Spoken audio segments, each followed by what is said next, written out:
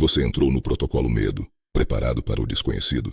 Inscreva-se no canal e deixe seu like para fortalecer nossa conexão com o sombrio. Compartilhe este vídeo, se tiver coragem. Uma luz azul, brilhante e hipnotizante, escondida dentro de uma máquina abandonada, mudaria para sempre o destino de centenas de famílias em uma cidade vibrante no coração do Brasil. O ano era 1987 e o cenário era Goiânia, a capital do estado de Goiás, um local que se tornaria o palco do maior acidente radioativo do mundo, fora de uma usina nuclear. Para entender como essa tragédia começou, precisamos olhar para o que parecia ser apenas uma tarde comum de setembro na vida de dois jovens catadores de recicláveis. Roberto dos Santos Alves e Wagner Mota Pereira caminhavam pelas ruas do centro de Goiânia em busca de algo que pudessem vender para garantir o sustento do dia. Eles entraram nos escombros do antigo Instituto Goiano de Radioterapia, um prédio que estava parcialmente demolido e abandonado devido a uma disputa judicial complexa. Entre as paredes caídas e o mato que crescia, eles encontraram uma pesada cápsula de chumbo e aço, pesando centenas de quilos, que parecia ter um valor comercial muito alto. Sem saber que estavam segurando uma sentença de morte, os dois homens levaram o objeto para casa, acreditando que haviam encontrado um tesouro em meio ao entulho. A peça era, na verdade, o cabeçote de uma máquina de radioterapia que continha um pó de cloreto de césio-137, um isótopo altamente radioativo. Ao chegarem em casa, as ferramentas simples de martelo e chave de fenda foram usadas para forçar a abertura daquela blindagem pesada. O que eles não sabiam é que, a cada golpe, o inimigo invisível da radiação estava penetrando em seus tecidos, destruindo suas células e alterando seu destino.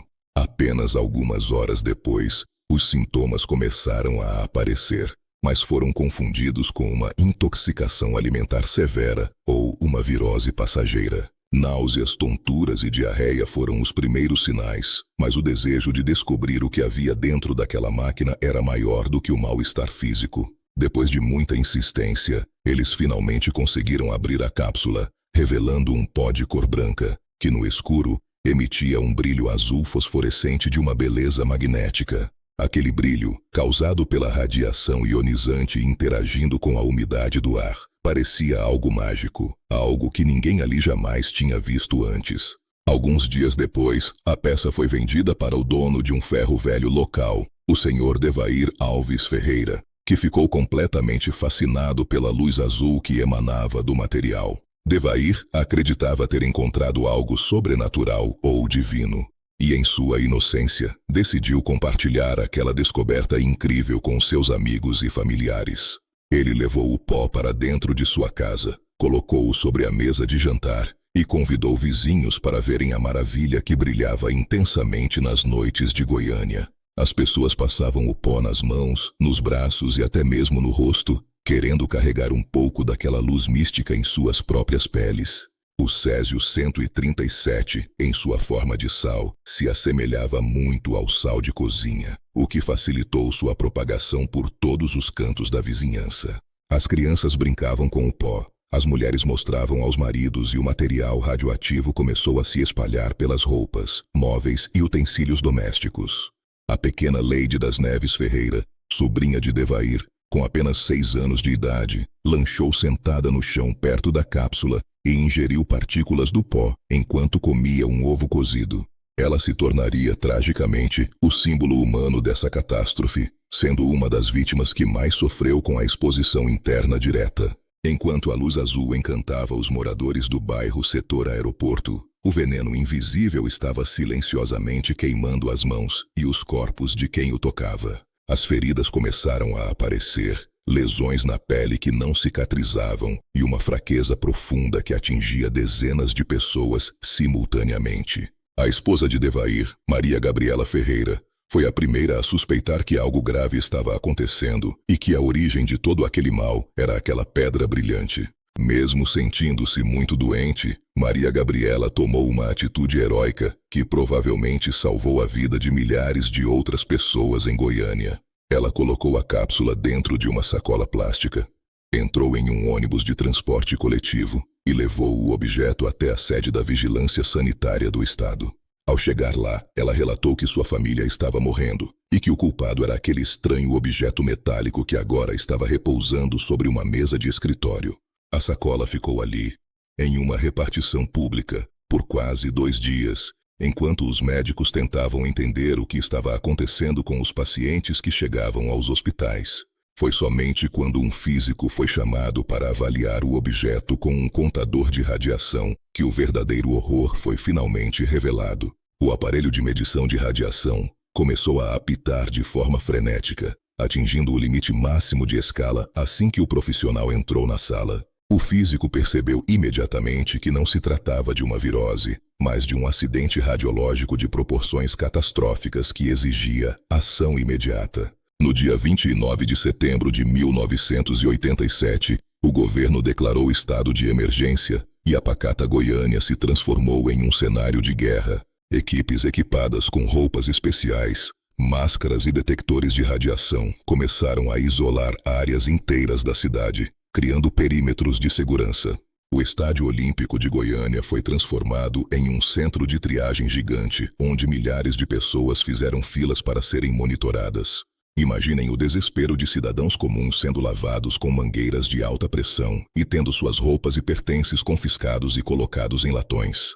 Das mais de 100.000 pessoas monitoradas, centenas apresentavam níveis de contaminação assustadores e dezenas precisaram ser internadas em estado gravíssimo. As casas onde o césio passou começaram a ser demolidas. Os animais domésticos foram sacrificados e até o asfalto das ruas foi removido para conter a radiação.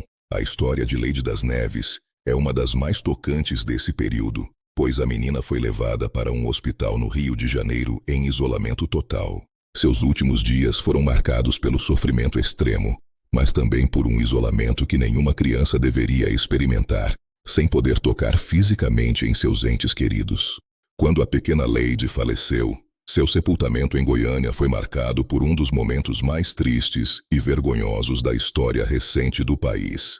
A população, dominada pelo medo e pela desinformação, tentou impedir o enterro, atirando pedras e entulhos contra o caixão de chumbo, temendo que o corpo contaminasse o cemitério.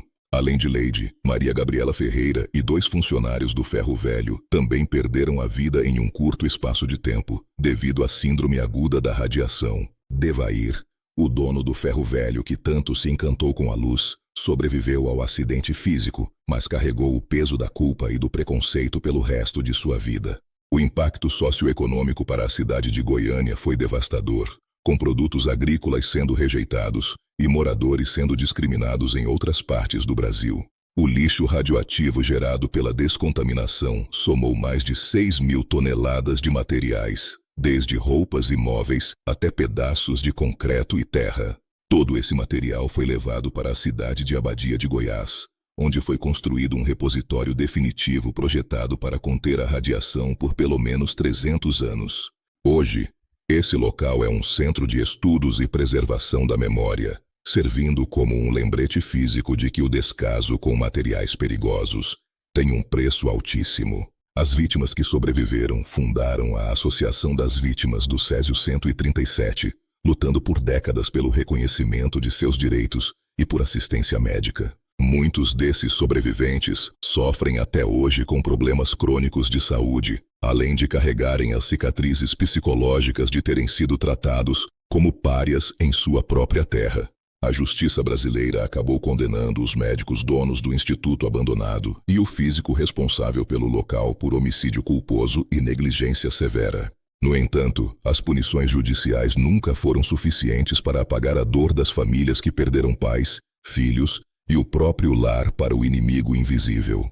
Este desastre trouxe lições profundas para a comunidade internacional sobre a segurança de fontes radioativas e a necessidade de fiscalização rigorosa.